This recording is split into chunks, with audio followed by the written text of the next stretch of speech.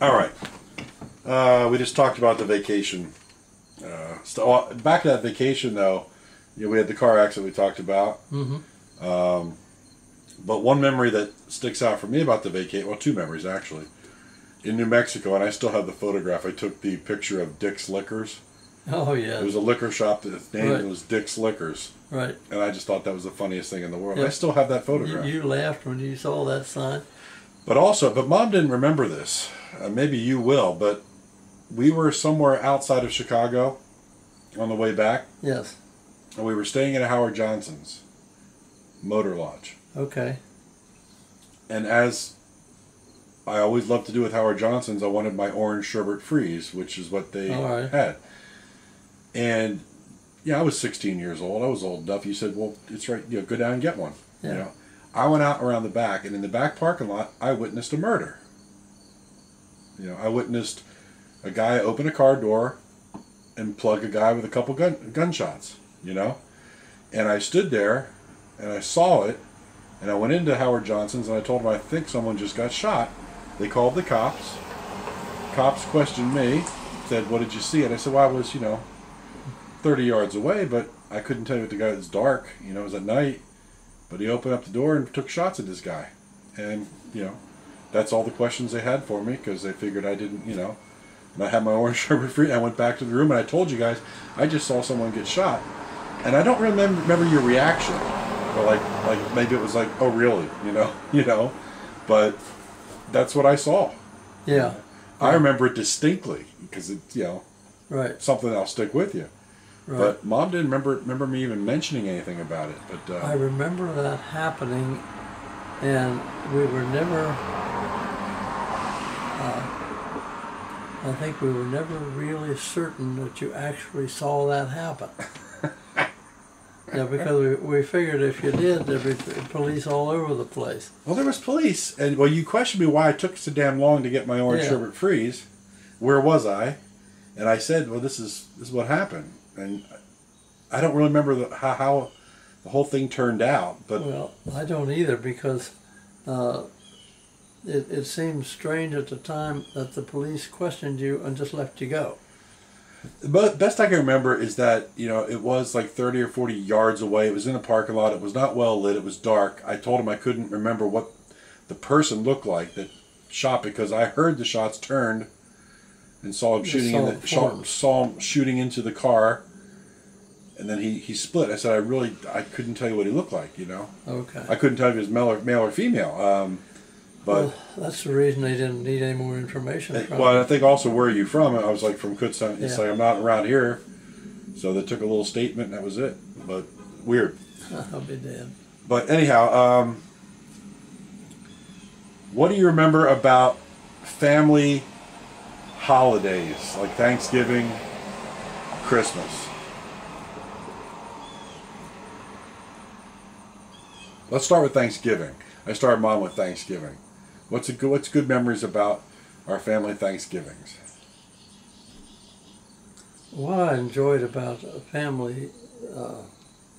our family at Thanksgiving was that we always tried to spend time together and enjoy the holiday as a family. And for us, that usually meant traveling back to New Enterprise for many, many years. Yeah. But one of the reasons was we grew up with family.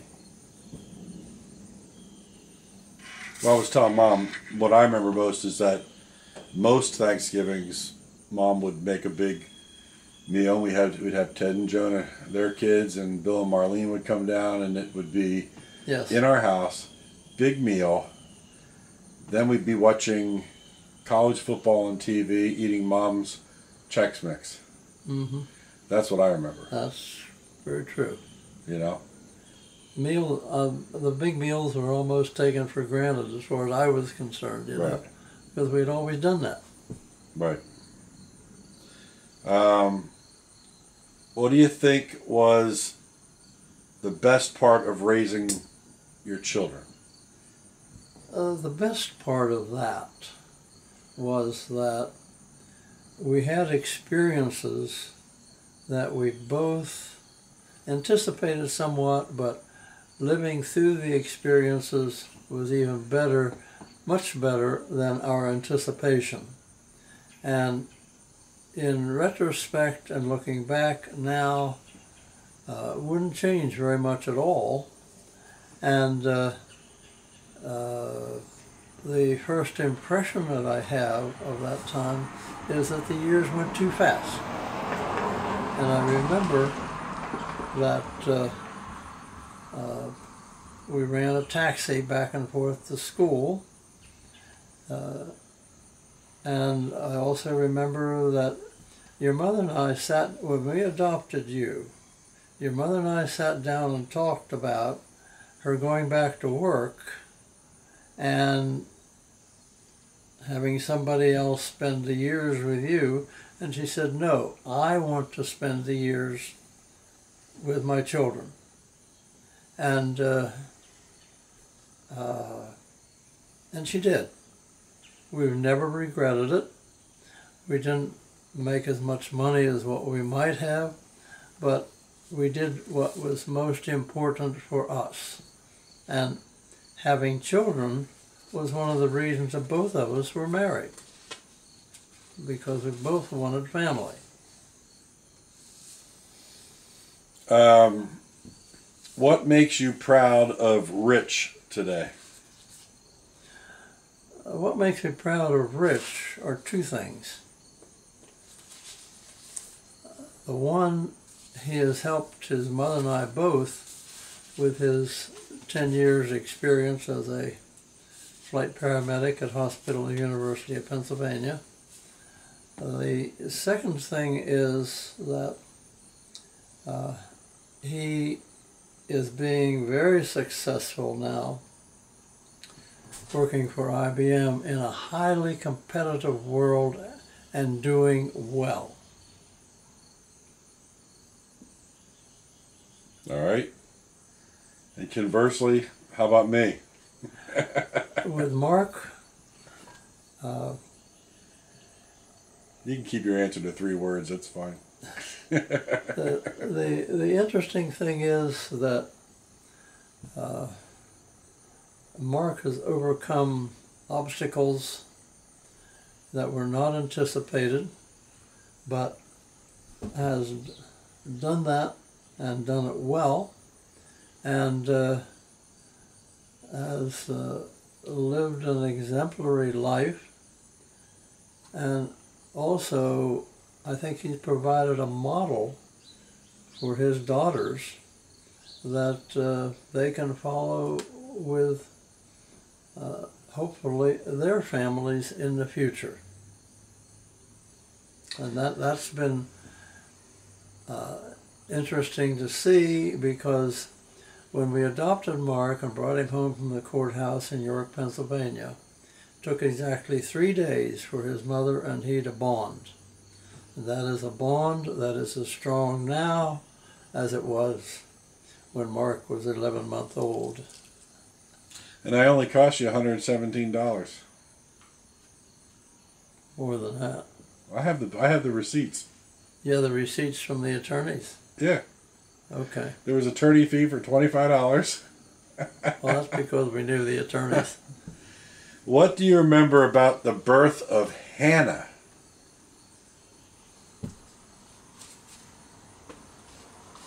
What I remember about the birth of Hannah is that she just looked like another baby to me, except that I knew that that was a grandchild.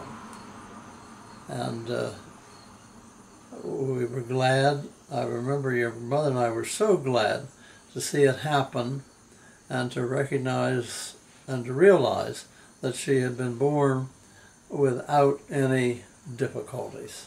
We always thanked God for that. And how about number 2 that came along, Leah? We were always concerned that that Hannah would have somebody else in the household to grow up with, and that she wouldn't be an only child. And they've certainly provided that. And how about Garrett? this largely the same thing. When Gary was born, as I said, he looked like another baby to me, but I knew that that was our first grandson, and looked forward to Richard having another child or two along the way. And of course, Paige. Pleased that Richard was able to have both a son and a daughter. It's quite kind of interesting because your mother always wanted a daughter, but the good Lord did not provide us with one, so we took what we got and enjoyed them thoroughly. All right. We'll pick up more tomorrow. Okay. All right, Pop. What's your full name? James Kenneth Hershberger. All right. Well, what year were you born? 1928. And your birth date is? October 20th, 1928. Did your parents ever tell you anything about the day you were born? Only that I was born in Akron, Ohio, at home. All right. So that would be my next question. You were born in Akron, Ohio. Yes. You were born in your house. Yes. Was there a doctor present, do you think, or did they handle it themselves? They never talked about that. All right. Your first name, where'd that come from? James was the first name of my mother's brother. The first name of your mother's brother. Mm-hmm. All right. And how about Kenneth? That was my Uncle Kenny's first name, and he was my dad's favorite brother. All right. So it was your dad's brother, his favorite brother. Yes. That's how you got your middle name. That's correct. And the last name, Hershberger. Do you know where that originates from? Southern Germany, as far as I know. Yeah. And there were variants of that spelling, but yes. From what I know, the way you spell it, or the way we spell it, is actually the rarest form of the spelling in the United States of Hershberger. You know, there are Hersch's, there are Hirsch's, Hirsh's. There's Hershberger with B-U-R at the end. H-A-R-S-H. H. Harshbarger with A's everywhere. That's right. Which is really bizarre That's variants. Correct. As a small child, what is your first really vivid memory that you have as far back as you can remember? Do you have one? The first vivid memory that I have would be growing up on the farm in Everett. All right, so you have no memory of Akron. No, I only have one reminder of that, and that was a picture taken of me as an infant in my diapers sitting on the green grass next to our house in Akron. We have that picture. Yes. Yes. Excellent. So, at what age did you move to Everett, do you know? I had to be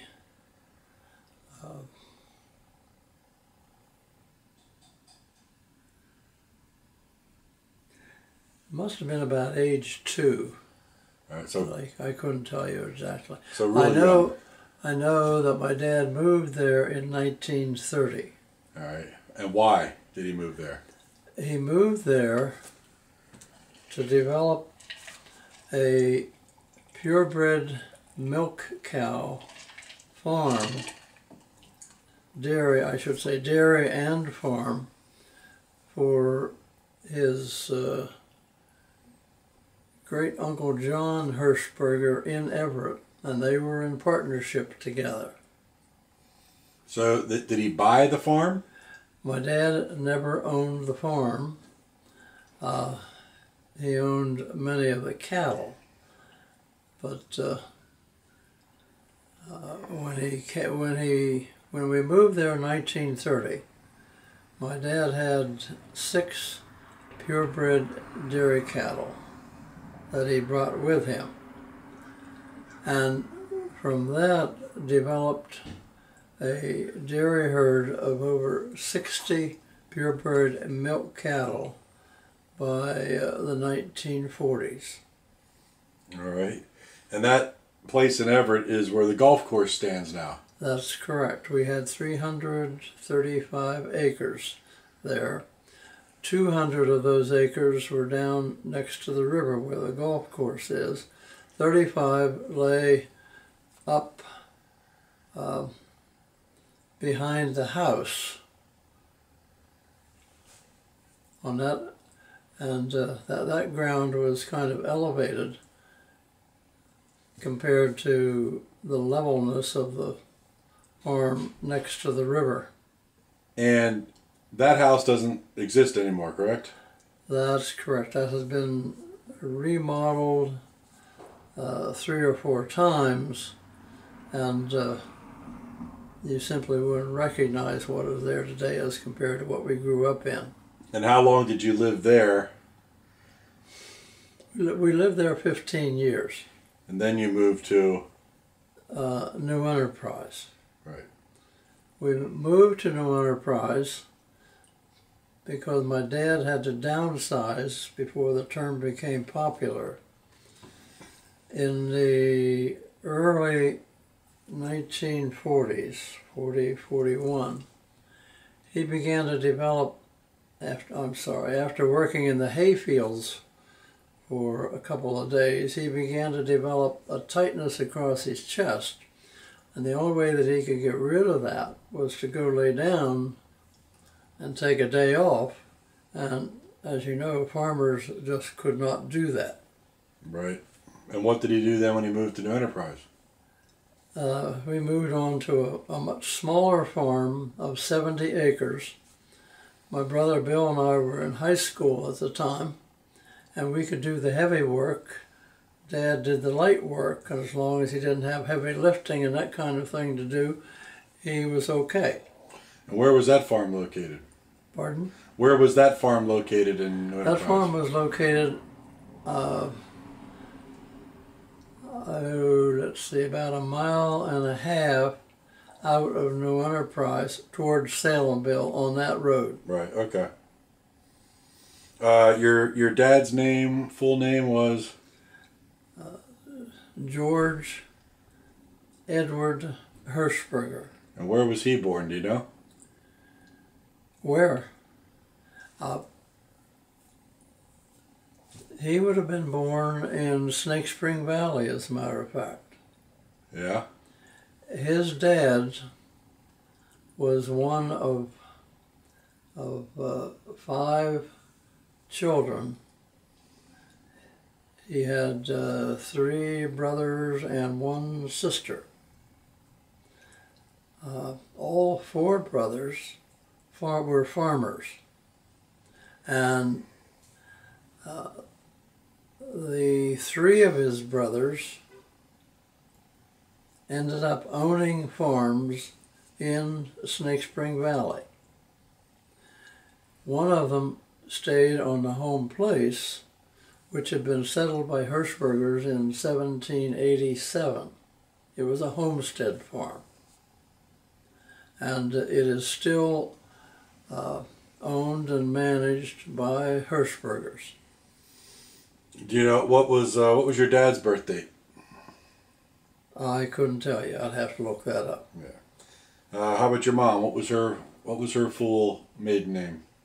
Alma Ruth Hershberger. Baker. I'm sorry, Alma Ruth Baker. Right. You're right. Yeah. And where was she born? Do you know? On the farm in Morrison's Cove, and that farm was close to Kuntz. Was within 1/2 mile of Kuntz Church of the Brethren. And did your mom work? Mother never never worked. She was a full-time housewife and mother. But later on, didn't she work in the school system? I'm sorry. Whenever my dad sold the farm in New Enterprise and built a brand new house as you were leaving New Enterprise on the edge of town, my mother went to work in a school cafeteria as a cook, matter of fact. She thoroughly enjoyed it. She enjoyed the children, and she liked what she did. Now, it's funny because I have a lot of great memories of really good meals at Grandmother Hall's house, okay? A lot of family, big meals and big spreads. Right. And as you know, I spent more time at Grandmother Hershberger's house than anybody did. But I don't have any memories of big meals that she cooked. But my all-time favorite meal, probably almost ever, is when she would just do pan-fried hamburgers for me. I don't know why they tasted so darn good, but to this day, I can still taste her pan-fried hamburgers. And she would just fry them, and she would put it on white bread, not a roll or anything like that, just white bread, and they were my favorite. And that's one of my. But it's funny that she was a cook there, but I don't remember her ever doing big meals. But by that time, your grandfather Hershberger had died, and you really never knew him. And I know my mother said one of the most difficult things that she did as a widow was to cook for one person. That was herself. That's one of the reasons she really enjoyed to work in the cafeteria. And at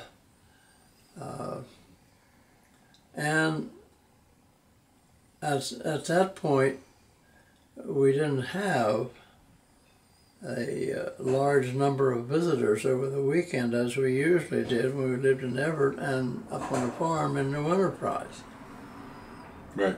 The other thing that you would have missed was that living in town like she did, they never had dinner for threshers. And we did a lot of back help for what we call back helping for threshing. And so you usually ended up threshing at 6 or 7 or sometimes 8 different farms. And then whenever you would thresh, you'd have 8 people come and help you do your threshing. Right. Which meant a large meal. You should know that of the 8 farms that I worked on around New Enterprise to back help people, Mary Hall, at one of the dinners, threshing dinners that we had, was voted the most outstanding cook of all the 8 women whose farms we were at. That's good.